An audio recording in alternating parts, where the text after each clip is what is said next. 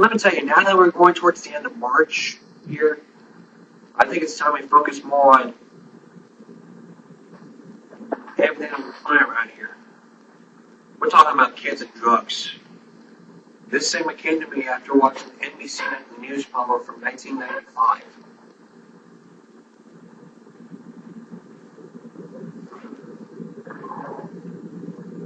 It's really a big issue because we see underage kids all the time, like smoking weed, doing drugs, smoking cocaine.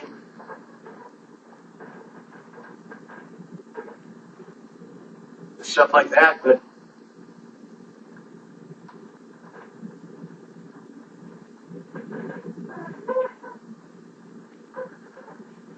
we're not doing anything about it.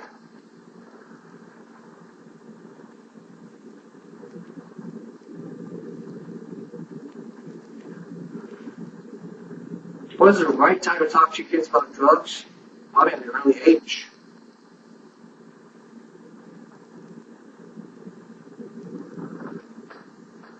I think the best way to do it is about like at a young age where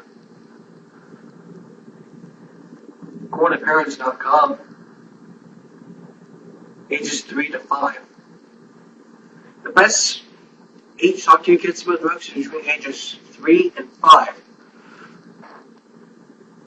The reason for that is because you can talk to your child about the joys of healthy living, allow your child to make some decisions. You can encourage your child to be responsible for their health and well-being. Teach your child about dangerous substances in the violent environment. That's when ages 3 to 5. That's during the preschool years. Now about grades, they're trying to enter the school and spend more time with their peers and become more influenced by the media world around them. So here's some tips. So parents, you need to listen to this. If that's safe for ages 3 to 5, you need to listen to this. Now we're going to go on to ages 5 to 8. So parents, let your child know how you feel about tobacco, alcohol, and other drugs. Just sit them down and have a talk to say, look, I feel like how I feel about it is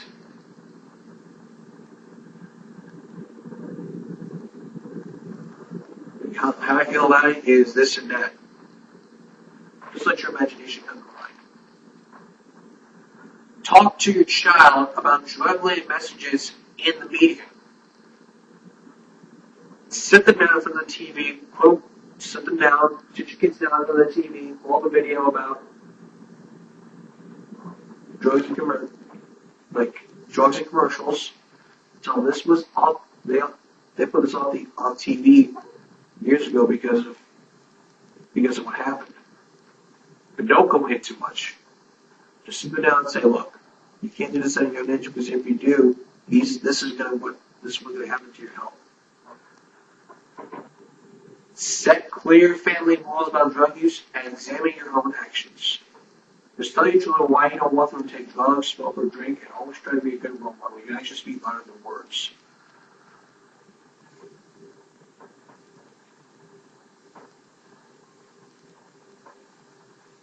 Help kids build problem-solving skills.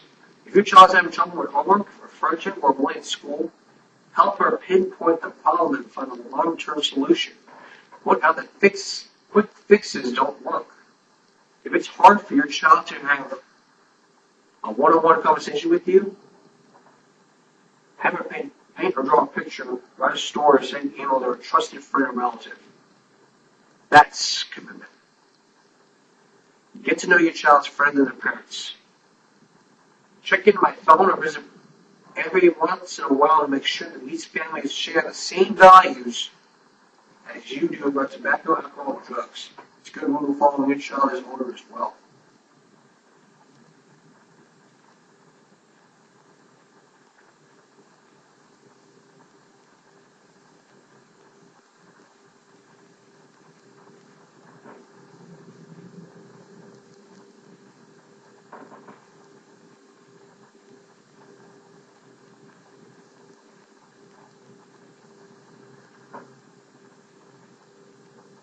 Enough.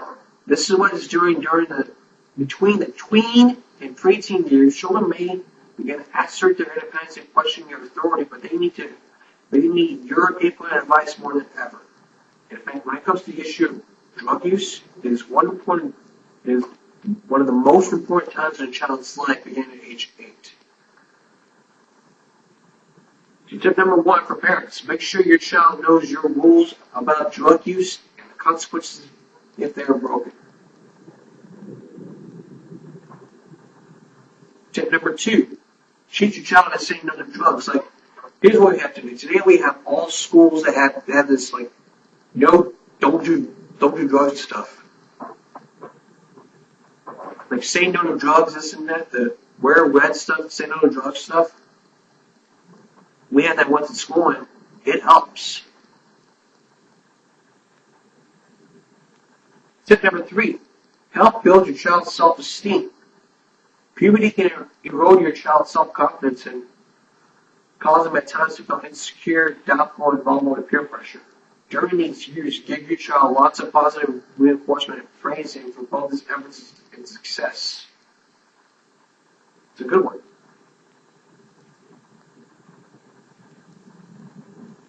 Tip number 4: give your child the power to make decisions to go on against his peers.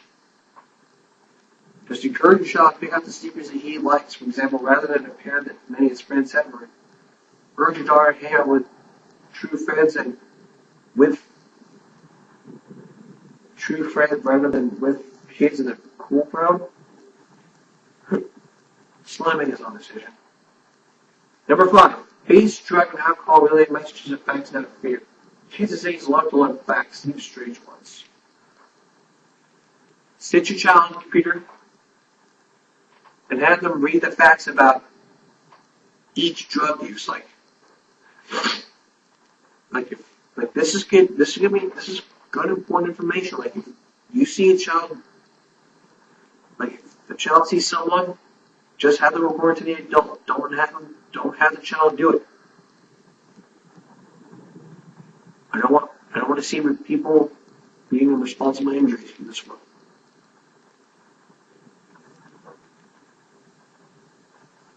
Keep your conversation at present tense. Tweens and preteens are concerned about future problems that might result from experimenting with tobacco or alcohol or other drugs. On the other hand, they are concerned about their appearance, sometimes the point of possession. So if they believe that drug use will impair their looks or health, they might be likely to avoid these practices. You can also tell that cigarettes can cause smelly hair and ashtray breath, or that the performance in the school play or football team will suffer their higher marijuana.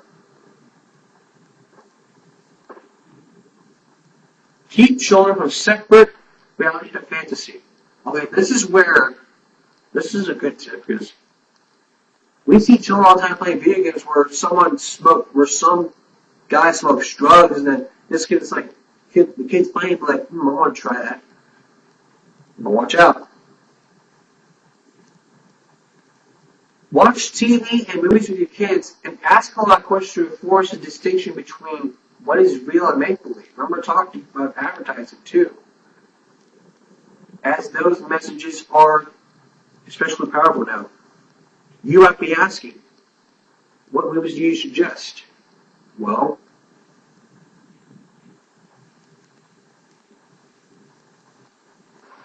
I would recommend Fist Fight. Very normal movie. Just sit down with your kids and talk about, and also talk to them about and kind of solve the problems, like not to punch someone, and like this movie includes pranks. Teach your children not to do this pranks when they get older. Because it may be funny at times, but here, on the other hand, you can't be violent. Just teach your children, hey, look, you can't be doing these pranks, because if you decide to do these pranks, it's violent. Because it's violent.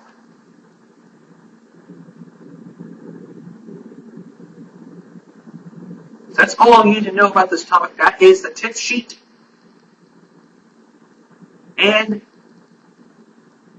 That's our first segment. Now, when we come back, so here's the question for you. Why do students have to cheat on tests, even though they know it's against the rules? What do they use to cheat?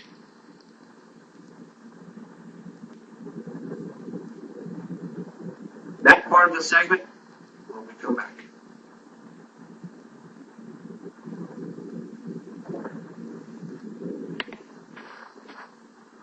Now let's get right into the matter. We've been talking about school subjects that have, on this program, we're talking about things that happen in school, but now this is like one of the worst things happening this year. We're talking about cheating. And why I bring this up now is because plenty of people that we see all around in America are trying to get their way through are getting their way through school so they can move on to the next grade. And part of that is just giving them the answers and doing this and that. But different ways with technology these days. Using phones and stuff like that. And there are videos out there that has this public service announcement that says, no cheating. Like, cheating is just the best way to all students solve their problems. Like your grades in class are terrible, give them a boost. We're going to focus on that in this segment, and we're going to focus on plagiarism in this segment.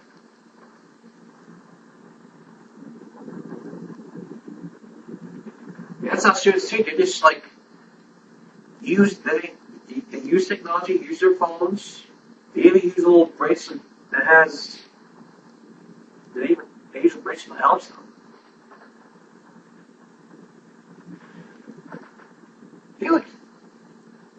They use a bracelet that helps them, and then when that happens, they just roll up the bracelet, and then they have the iPad, not the iPad, the iPad.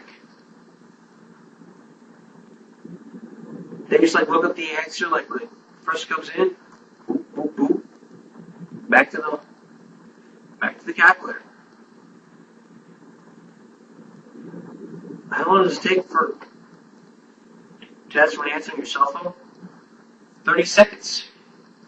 That's all it should take. It'll take you no more than 30 seconds.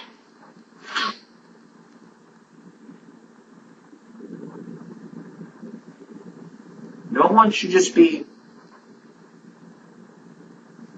stand by it. We have to make sure that none of us cheat. That is where we're talking about plagiarism.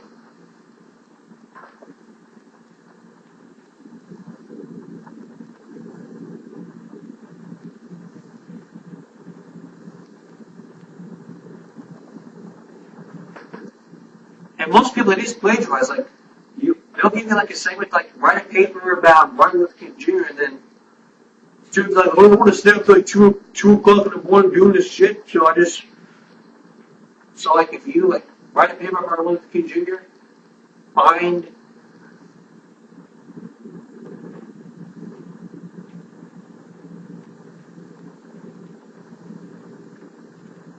a paper about Martin Luther King Jr., copy, paste, Word document, bam.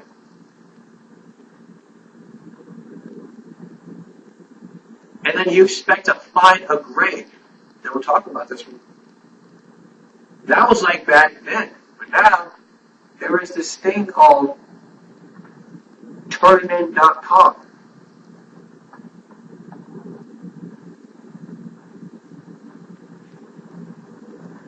There's this thing called Turnitin.com. You know what that is? It creates a tool for higher education to improve learning and to prevent plagiarism.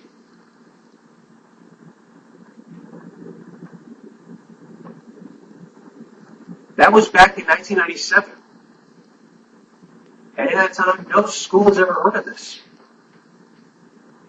I figured that every school in America, including my old school, needs to know about this Turnitin.com. It's a commercial internet-based plagiarism detection service.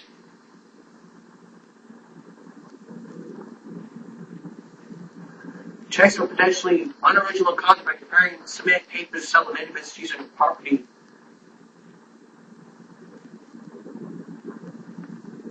It's like you want a paper about Martin Luther King Jr., copy and paste and turn it in. And Turnitin.com will look through that and then see what you copied, see what you not copied.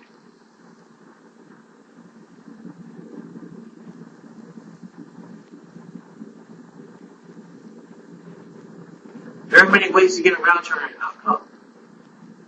I'm not even going to go there. Now, how do I know all about this? It's because of this. This product time live segment talks about the teaching classes.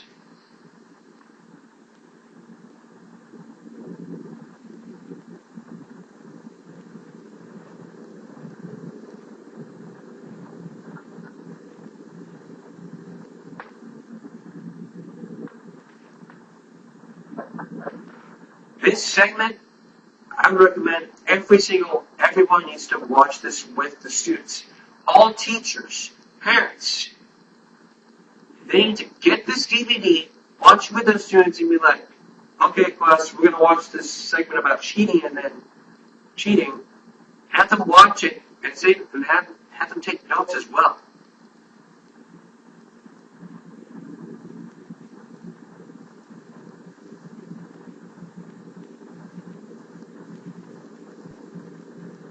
The reason for that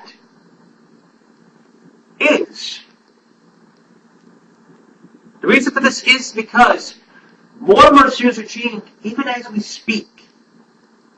We have more people copying things down, putting them on a bracelet, having their phones out. Yes, phones are not allowed in a test environment, but plagiarism is one thing. So, what I'm recommending you for all students, for all teachers, get this DVD, watch it with your students, have them take notes or something like that, and ask them watch like, hey, what did you learn today? So get this prime time cheating classes segment. Where can you find this, you might ask? Your local Amazon or eBay.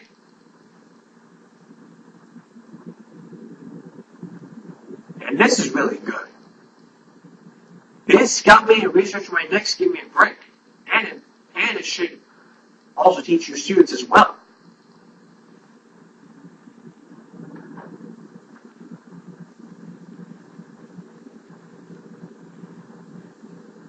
So we're out of time. But here's what's coming up tomorrow. Here's what's coming up tomorrow in a moment. Tomorrow, cops on disability, they get paid and not to do anything. But if they're disabled, how can they get away from doing all activities like going to the beach, playing tennis, swimming, playing basketball, playing sports? You don't want to miss this segment as we deal with cops on disability. That's tomorrow on Give Me a Break. And that's our report. Thanks for watching. Until next time, America. Thank you.